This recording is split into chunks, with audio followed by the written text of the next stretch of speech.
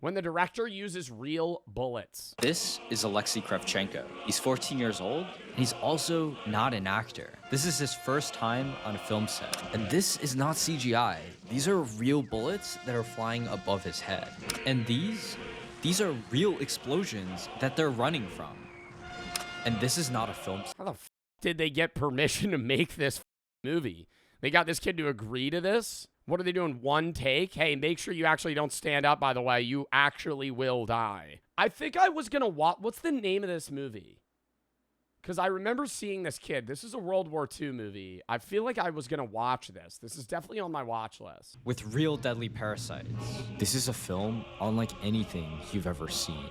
Spielberg reportedly screened it before the making of Schindler's List, and Tarantino described it as the greatest World War II movie ever made. And what's even more insane is the story of how they made it.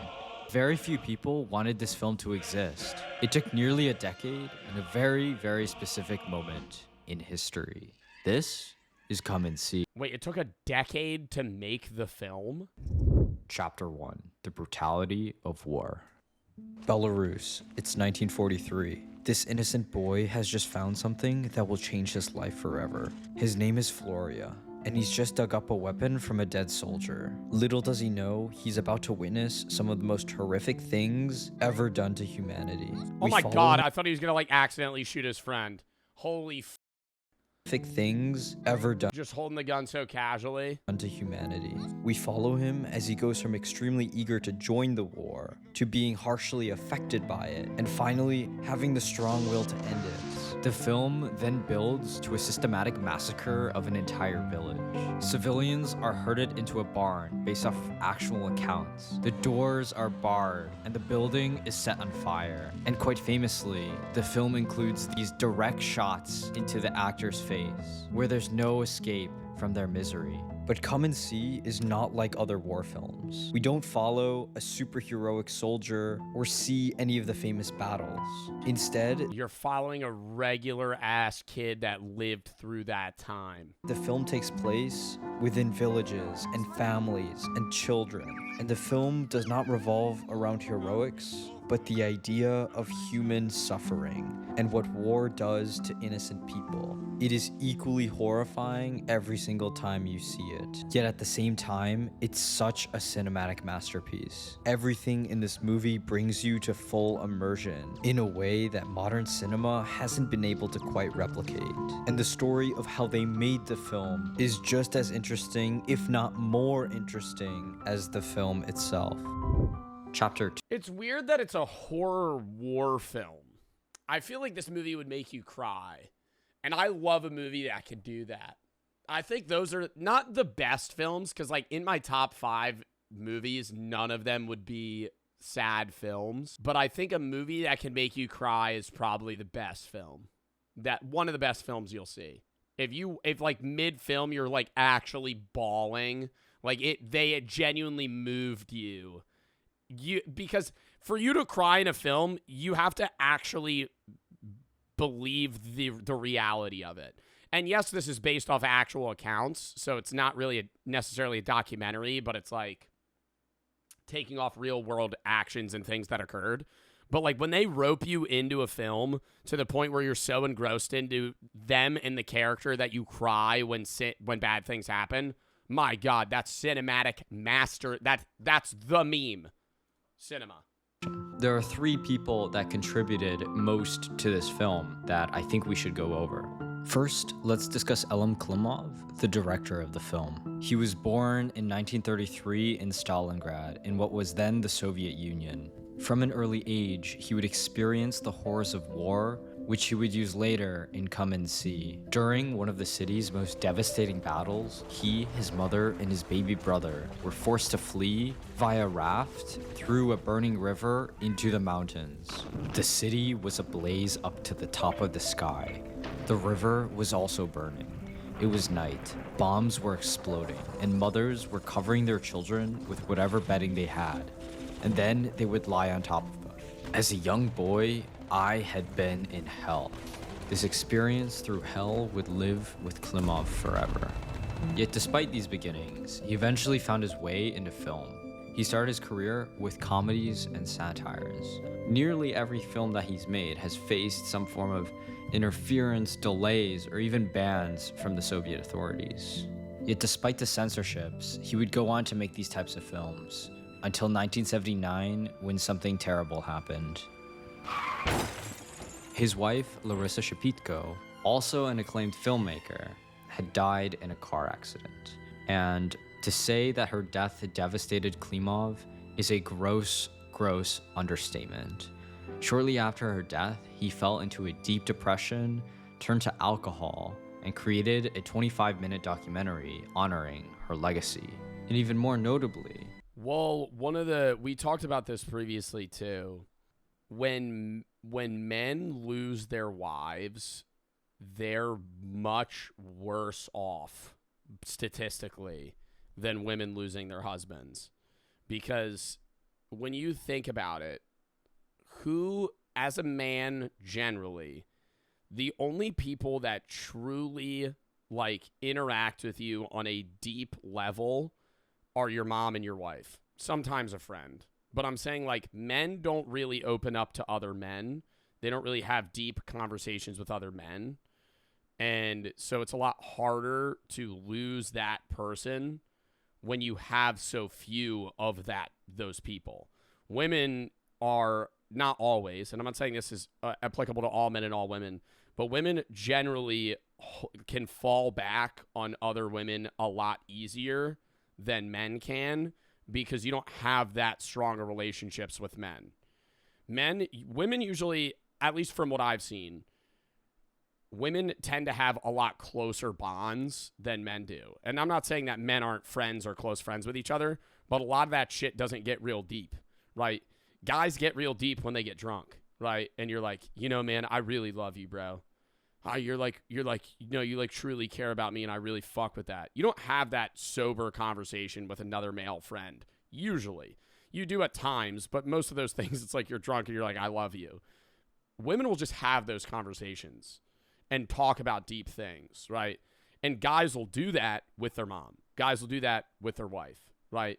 So it's like, that is horrible. He already lived a terrible life, and now he has to fucking lose his wife on top of that. And what, did that motivate him to make this film? he never made another comedy again. All of his subsequent... Wow. That's got to be that really hurt him then. Because I feel like people use comedy a lot of the time to get out of shitty situations and perceive shitty things in a better light. Like, a lot of the time you use jokes and comedy about fucked up things that happen to you because it makes you feel better about them. Yeah, it's a coping mechanism, making things funny. That's why, not all comedians, but, the people that you would deem as most funny in your life, a lot of the time went through shit. Because, top tier comedians have to willingly joke about the stuff they went through. Were repeatedly blocking his project, but he refused to compromise, and he knew the film was too important, that if he were to make it, it had to be done right. Finally, in 1985, something incredible happened.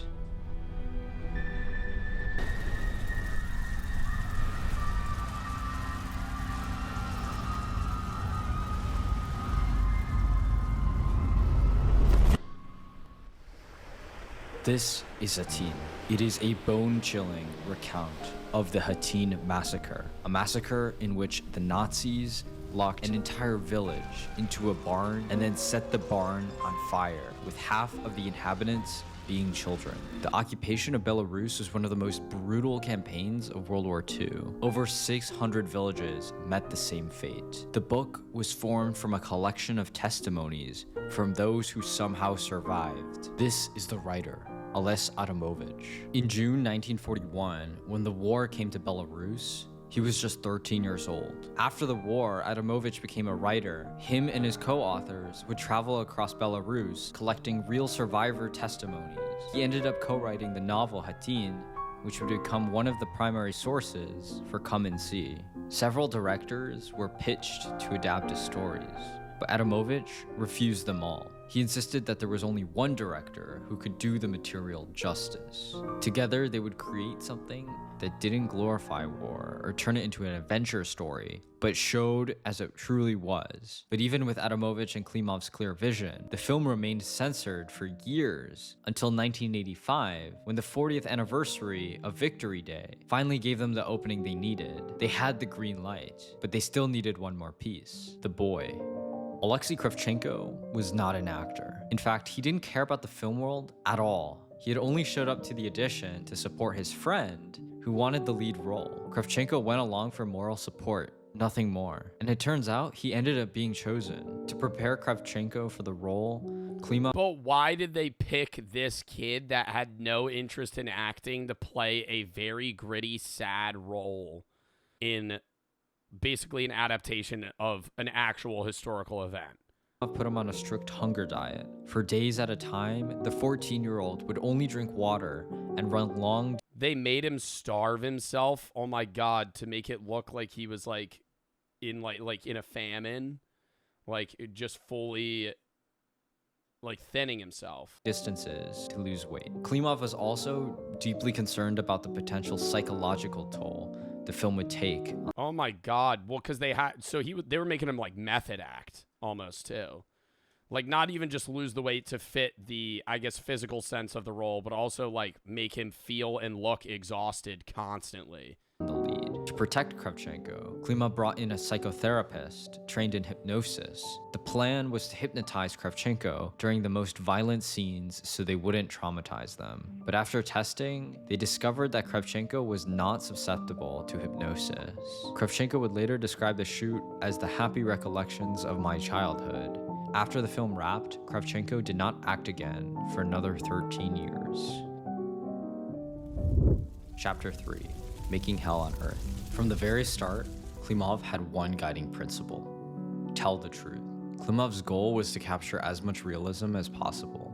Each member of the cast and crew felt a huge responsibility to those who had died. As Klimov said, "I have the will to tell the story for truth, even if it takes 9 months to make the movie, and even if..." Well, that's what sucks about a lot of American like war films is we like broadcast ourselves as the heroes and the victims a lot of the time when we're the ones that are like actively just fucking killing innocent people.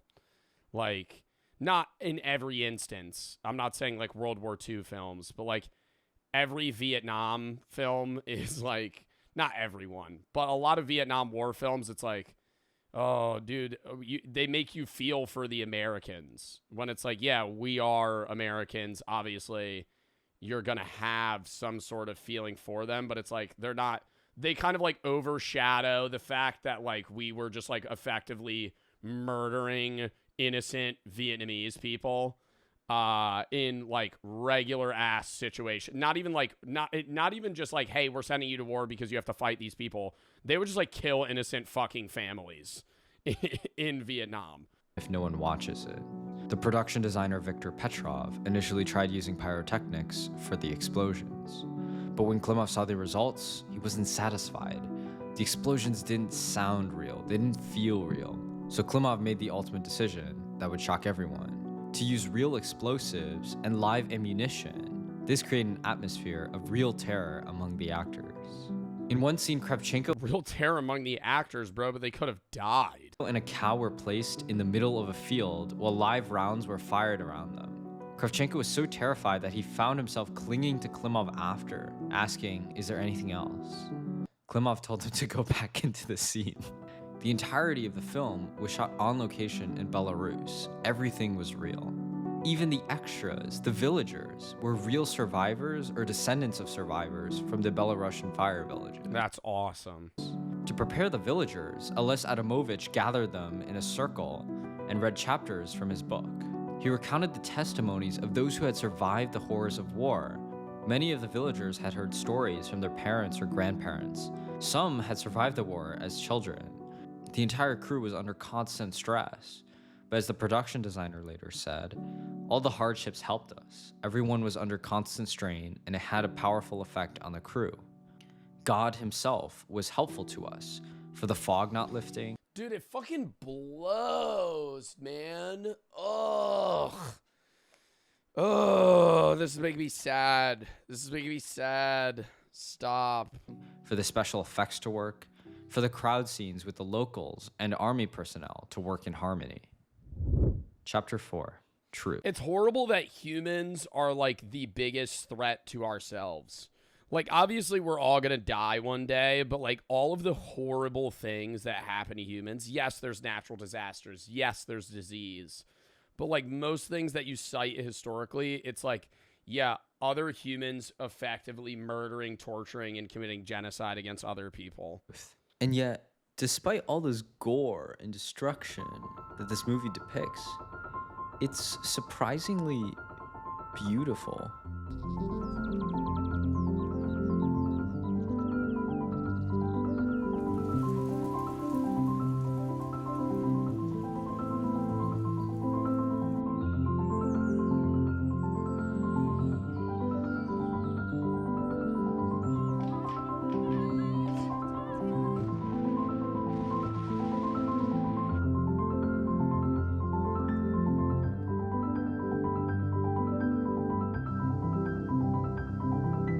Oh my god, did they actually fucking kill a cow for the fucking movie?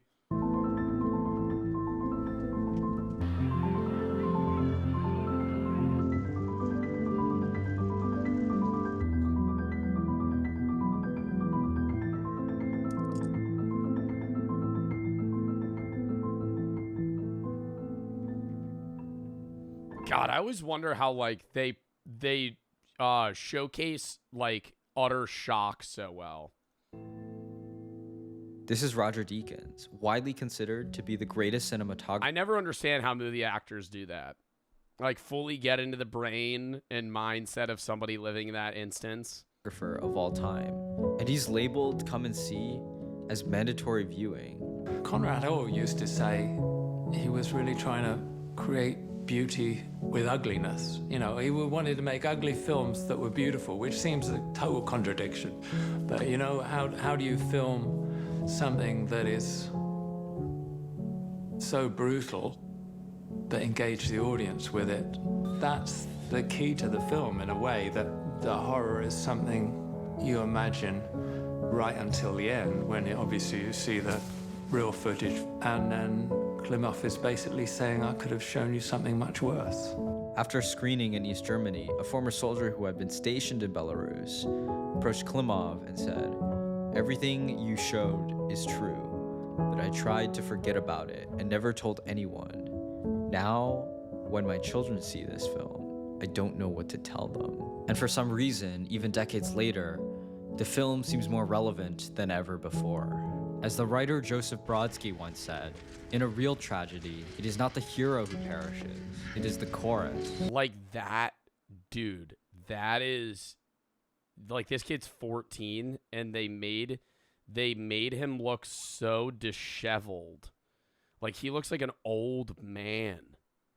They do that so well. Thank you for watching, and I'll see you very, very soon. I understand why they chose him, because I feel like he fits the role very well, but it's weird how, like, he's not even an actor, and they were like, nah, we need this kid to be the main actor for this. Director decided that trauma needed to go to another generation when casting the lead. No one wasn't harmed in the making of this movie. Half expected you to say, in this man isn't acting, he was really shot and killed. Why isn't there a hero? I don't glorify war. Damn. There are a few war movies that do that well, though, outside of that. But there are a lot where it's like Inglourious Bastards is one of my favorite movies. But it's not like, I don't want to say it's not accurate. It's a fucking Quentin Tarantino film, you know? Like, it's not a true, like, war movie. You know what I mean? Like, there's war movies that are, like, for entertainment, but also have, like, showing a purpose.